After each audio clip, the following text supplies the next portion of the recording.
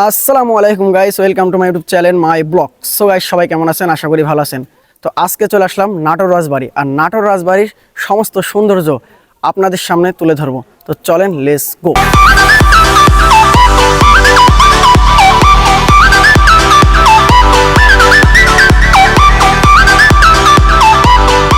আমার পেছনে যে রাজবাড়িটি দেখতে পাচ্ছেন আপনারা, এই রাজবাড়িটি নাটোরের ঐতিহ্যবাহী রাজবাড়ি, আর এই রাজবাড়িটি খুবই সুন্দর দেখতে। তো আজকে এই রাজবাড়ি আপনাদেরকে দেখাবো এবং আমরা ঘুরবো।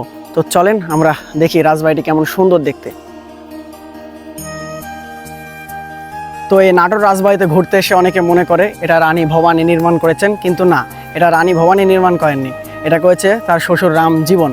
আর রামজীবন এটা 1706 সালে নির্মাণ করেন। তো তারই হাত ধরে এই রাজবংশটি শুরু হয়।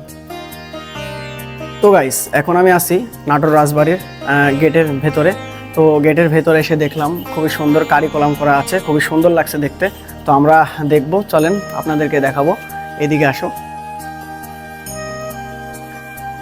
তো আপনারা দেখতে পাচ্ছেন এখানে খুবই সুন্দর সুন্দর কারিকুলাম করা আছে। তো আমার পিছনে দেখতে পাচ্ছেন খুবই সুন্দর চিত্র দিয়ে বানানো আছে এই নাটোর রাজবাড়ি। তো নাটোর রাজবাড়ি খুবই সুন্দর লাগছে দেখতে।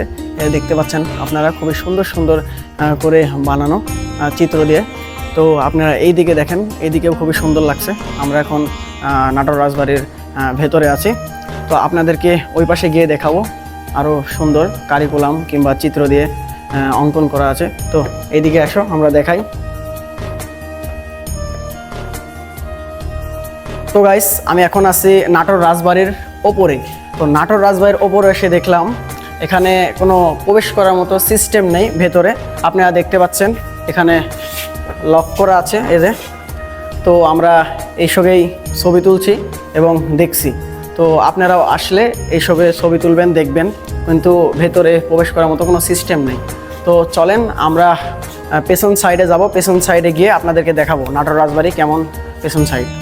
তো আমি এখন আছি নাটোর রাজবাড়ির পেছন সাইডে। তো পেছন সাইডে দেখতে পাচ্ছেন খুবই সুন্দর করে চিত্র দিয়ে করা আছে। তো আমরা দেখব, চলেন।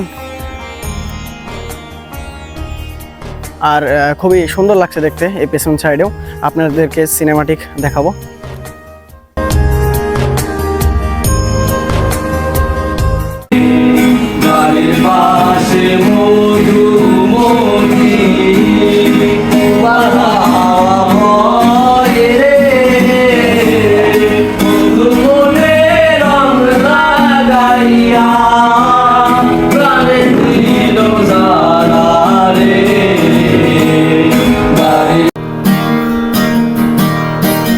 চাঁদের মতো মুক্তি যখন ভাসত নয়ন জলে, আদর কইরা মুইছা দিতাম গালে।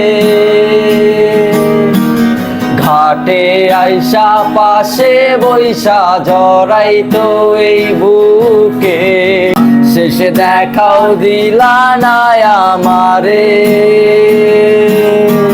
ফিরা আইসা দেখবা তুমি চইলা গেছি জগৎ ছাড়ি, পাইবা শুধু আমায় স্বপনে।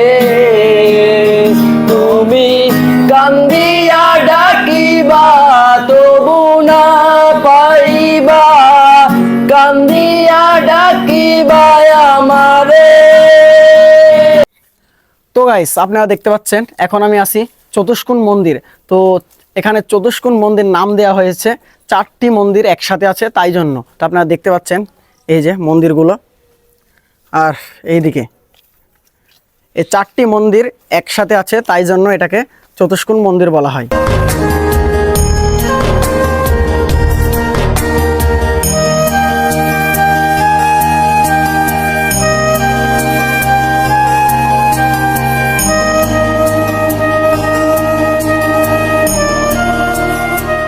তো আমার পেছনে দেখতে পাচ্ছেন আপনারা রানী মহল, আর রানী মহলটি ওইদিকে। তো আপনাদেরকে রানী মহলটি আমরা দেখাবো। তো চলেন, লেটস গো। তো গাইস, আমার পেছনে দেখতে পাচ্ছেন আপনারা, এটাই হচ্ছে সেই রানী মহল। আর রানী মহলে রানী থাকতো, তিনি হচ্ছে প্রাসাদে থাকতো না, তাই জন্য এই রানী মহলটি রাজা তার জন্য বানিয়ে দেয়। তো চলেন আমরা রানী মহলটি খুব সুন্দর করে দেখব।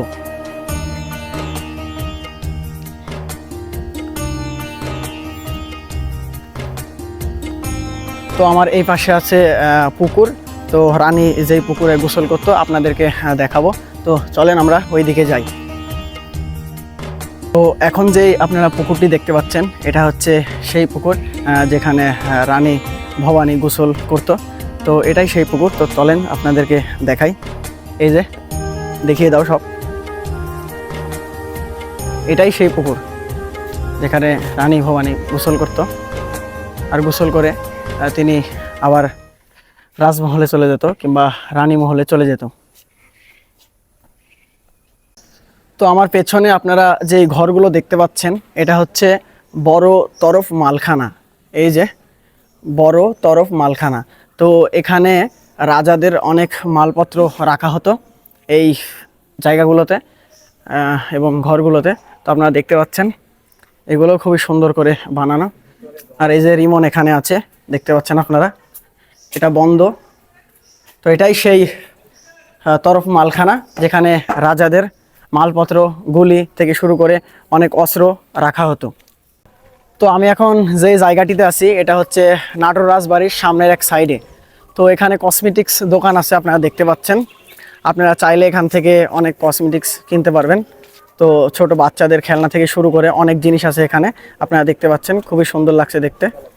তো এখান থেকে আপনারা চাইলে কসমেটিক্স কিনতে পারবেন।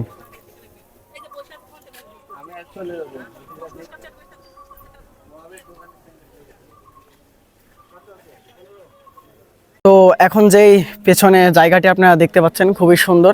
তো নাটোর রাজপ্রাসাদের বৈঠকখানা এটা। তো বৈঠকখানাটি খুবই সুন্দর দেখতে, আপনারা দেখেন। আর এখানে রাজারা মন্ত্রীরা বৈঠক করতো তার প্রজাদেরকে নিয়ে। তো খুবই সুন্দর। তো আপনারা দেখেন।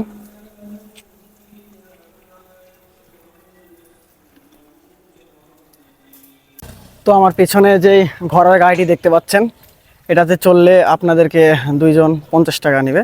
তো খুবই সুন্দর, আপনাদেরকে পুরো এই রাজবাড়ির আশেপাশে আপনাদেরকে ঘুরে দেখাবে। তো আপনারা চাইলেই চড়তে পারবেন। আমি এখন যেই জায়গাটিতে আছি এটা হচ্ছে রাজবাড়ির পশ্চিম পাশে। আর এখানে খুবই সুন্দর জায়গা দেখতে পাচ্ছেন আপনারা, মন্দির আছে এখানে। তো খুবই সুন্দর সুন্দর আছে, এই যে দেখাও হবে। তো এটা একটি মন্দির আপনারা দেখতে পাচ্ছেন। তো আপনারা দেখতে পাচ্ছেন এই মন্দিরটি খুবই চিত্র দিয়ে বানানো, খুবই সুন্দর লাগছে দেখতে। আপনারা এই যে দেখেন খুবই সুন্দর চিত্র দিয়ে বানানো আছে মন্দিরটি। আর এটা হচ্ছে লাল রঙের, লাল সাদা কালার করা আছে। তো এইদিকে আসো, আমরা এইদিকে আরো সুন্দর সুন্দর জিনিস দেখাই। তো গাইস, অবশেষে নাটোর রাজবাড়ি ব্লগের শেষে চলে আসলাম। তো নাটোর রাজবাড়ি ব্লগটি আপনাদের কেমন লাগলো লাইক কমেন্ট শেয়ার করে আমাদেরকে জানাবেন।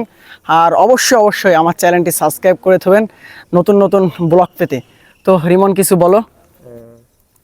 আমাকে অনেক ভালো লাগলো রাজবাড়ির ভিতরে সব কিছু বেড়াইতে আর কি। আপনারা আসবেন, বেড়াবেন, ভালো লাগবে। আপনারা আসবেন, অবশ্যই আসবেন। আর আমাদের ব্লগটা দেখবেন এবং ভালো লাগলে সাবস্ক্রাইব করবেন আর লাইক কমেন্ট শেয়ার করবেন। ঠিক আছে, ধন্যবাদ। তো ব্লগটা আমি এখানে শেষ করছি গাইস। আসসালামু আলাইকুম।